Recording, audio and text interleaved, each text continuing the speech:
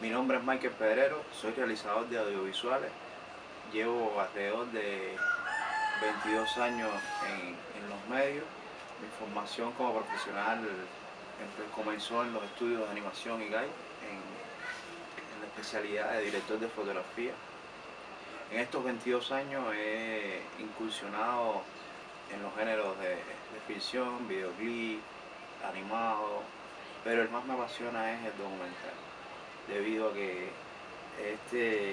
este género me permite mostrarle a los espectadores temas que no se tiene mucho conocimiento sobre los mismos, temas que pocas veces se han tocado. Para muchos son tabúes, temas censurados. Estamos escribiendo la historia de este país.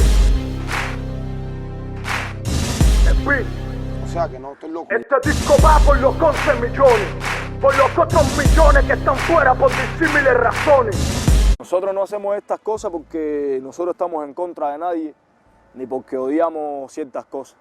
Nosotros no odiamos nada, nosotros simplemente amamos otras cosas. La Sociedad Secreta Abacua es una agrupación que funciona como hermandad con bases religiosas. Estas dos características se ven, por ejemplo, ellos tienen una liturgia religiosa, tienen un Dios supremo, el cual es Abasí, tienen deidades, hacen sacrificios. Por otro lado, tiene esa otra parte que es la parte de la hermandad, de la cofradía, de la ayuda mutua y el socorro. Ellos escogen algunos días para sus reuniones o juntas. Ahí pueden disciplinar a algún miembro, pueden plantear problemas internos dentro de la potencia. Mantienen una organización la cual ayuda a los miembros que estén en problemas en esos momentos. Bueno, Bongo Ita es un documental de aproximadamente 70 minutos, el cual hace un recorrido histórico de cómo llegó el fenómeno Abacua a la isla de Cuba, cómo se desarrolló y qué es lo que tenemos en la actualidad.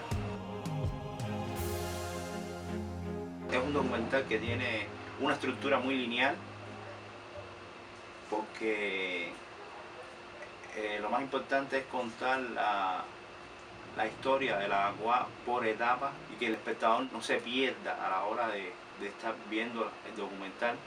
Pero dentro de esa estructura hay historias de vida de personajes reales, como por ejemplo Nelson Alfredo Piloto, que es la historia principal del documental, que es un muchacho que nació en un barrio humilde como el Pocito de Marianao, y entonces él es miembro de un proyecto comunitario llamado de Acocán, y entonces se da la tarea de ayudar a su comunidad, ayudando a los muchachos también a comprender qué cosa es el Abacua, qué importancia tiene el Abacua en la comunidad, cuáles son los preceptos que debes respetar y cumplir un buen Abacua. Esa es la tarea principal que tiene Nelson Alfredo Piloto, y que tiene una lucha muy dura, ¿no?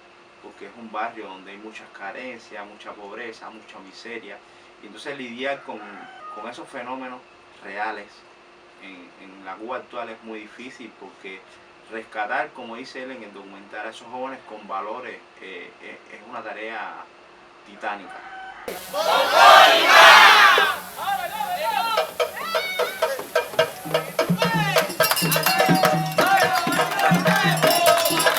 Dentro de esa misma estructura nos apoyamos en entrevistas de especialistas como Serafín Tato Quiñones, la gran Natalia Bolívar, el doctor Ivor Miller, que nos cuenta desde su punto de vista cómo él ve el mundo Abacua, el fenómeno Abacua en Cuba, y cómo ve las asociaciones EPE o ENVE en el viejo Calabate, donde él fue iniciado.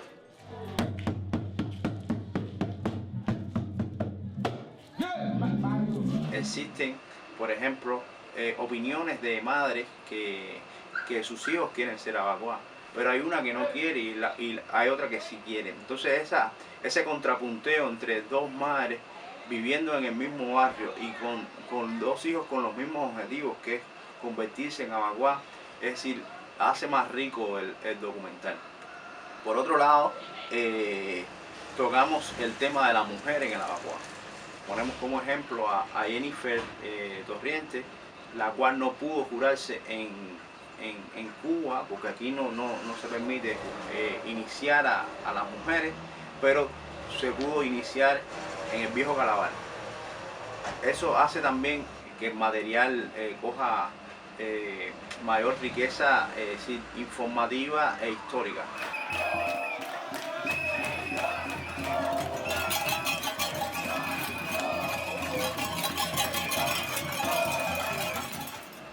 Una cosa interesante es cómo un individuo llega a la vacua. Hay varias vías para llegar a la vacua. Una, o puede ser influencia del núcleo familiar. Me he encontrado personas que casi todos los varones de su familia son abacuá. Dan por hecho que ese, cuando él tenga mayoría de edad, cuando tenga las condiciones, va a hacerse abacuá. Es decir, es una herencia familiar. También existe la herencia de barrio. Ponemos como ejemplo muchachos que no tienen esa tradición abacuá dentro de la familia, pero el barrio mismo lo lleva a ser miembro abacuá o a querer por lo menos iniciarse en alguna potencia abacuá. Ese es el segundo caso. El otro caso es el falso concepto de hombría. Es decir, hace que lleguen muchos muchachos jóvenes a la abacuá, porque a lo mejor tienen como concepto de hombría el hombre guapo que siempre está fajado. A veces son los que crean las situaciones, piensan que crear la situación y asumirla con un grado de violencia tal es lo que hace ser un buen hombre, un buen abacuá. Muchas personas piensan que el abacuá es un grupo de delincuentes, es un grupo de personas que no tienen civismo. Y entonces esa es la parte que yo trato de aclarar en el documental y lo expongo para que la gente más o menos se den cuenta de qué cosa va el abacuá, qué cosa es el abacuá y por qué tenemos el abacuá en esas condiciones en nuestro país.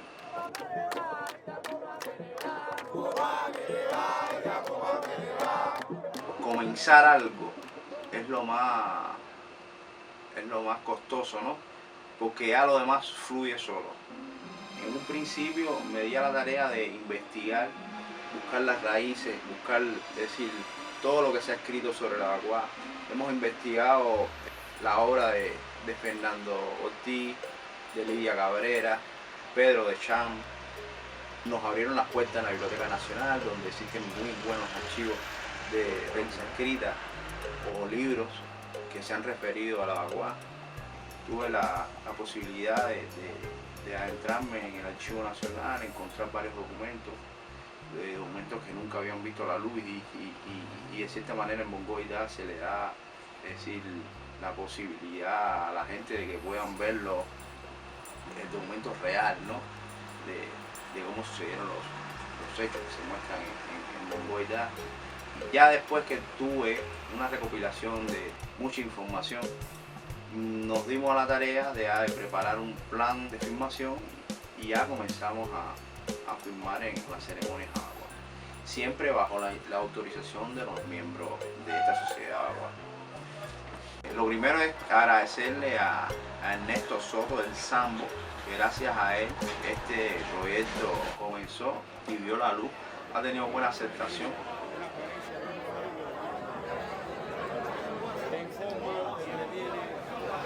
Yo tengo bien presente la primera ceremonia abacuá que nosotros filmamos. El primer día nosotros fuimos a Pogoloti, en Marianao, en el templo de Bion. En primer lugar no sabían que nosotros íbamos a filmar. Ernesto Soto no había informado a todos que iban a venir gente con cámara. El abacuá empieza su ceremonia por la madrugada. Imagínense eso oscuro, nosotros con las cámaras escondidas. Cuando se abrieron el templo, empezaron a salir los íremes, nosotros cogimos las cámaras para filmar y eso la gente ¿y ustedes para dónde van? Y eso fue como un momento tenso, ¿no? porque yo dije, no, aquí va a haber problema. Entonces lo que se me ocurrió fue decirle, no, nosotros venimos con el Sambo. El Sambo fue el que nos dijo que venía. Entonces ahí fue donde, como decir, eso fue como el pasaporte, ¿no? Ese día dijeron, no, nada, tranquilo. Ya, y nos dejaron firmar. Por un momento pensé que podía suceder algún problema serio por haber sacado las cámaras en plena ceremonia. Una novia para ganar, novia. Una novia para ganar, novia. Una novia para ganar, novia.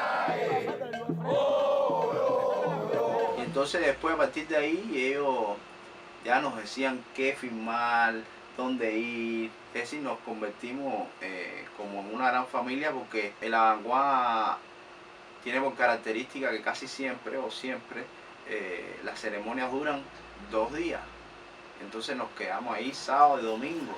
Es decir, ese domingo nosotros terminamos con tanta alegría porque habíamos filmado tantas cosas lindas y que nunca nadie había podido decir presenciar de primera persona, que nos encantó. Luego le mandamos un video a los miembros para que tuvieran un recuerdo de ese día, y ese fue el primer plante, y lo tengo muy bien grabado en mi memoria, que eso se va conmigo. Ya después ya filmamos en Regla, en Guanabacoa, en Marianao, en varios lugares en Marianao, en Matanza, en Cárdenas. Es decir, tenemos un archivo bastante grande. Queremos hacer una serie documental, una serie de 6 capítulos, donde voy a tratar de tocar las temáticas importantes de la Avanguá y la influencia de la Avanguá en la cultura cubana, por ejemplo. Lo más interesante de este proyecto y lo más rico que tuvo este proyecto es que palpamos lo humano. Eso fue una experiencia única, no solamente para mí, sino para el resto del equipo. Ellos nunca habían ido al Pocito de Marianao, y cuando yo los llevé allá arriba, les expliqué, les dije con qué condiciones se vivía allá arriba en Marianao. Muchos no creían, y cuando empezaron a ver en qué condiciones se vivía en esos barrios que no salen por ningún medio de comunicación, ellos empezaron a darse cuenta de muchas realidades que no se muestran. Y hoy por hoy yo los puedo llamar, decir, vámonos para el Pocito, y enseguida ellos se ponen el uniforme y van conmigo para el Pocito, porque es una experiencia que enriquece al ser humano, es decir, al espíritu humano. Ver en qué condiciones viven esa gente que son cubanos como uno, ¿no? Y lo poco que tienen lo comparten, y la forma de sobrevivir ellos como comunidad, porque ellos sí son de Marianao, pero allá arriba es como una comunidad autónoma. Lo único que les digo es decirles que disfruten la película. Van a ver situaciones, es decir, violentas, tristes en algunos pasajes o momentos del documental. Van a tener más conocimiento de lo que tenían en la cabeza en el momento que se sentaron, porque van a aprender un tema nuevo, van a ver cosas únicas, y espero que lo disfruten.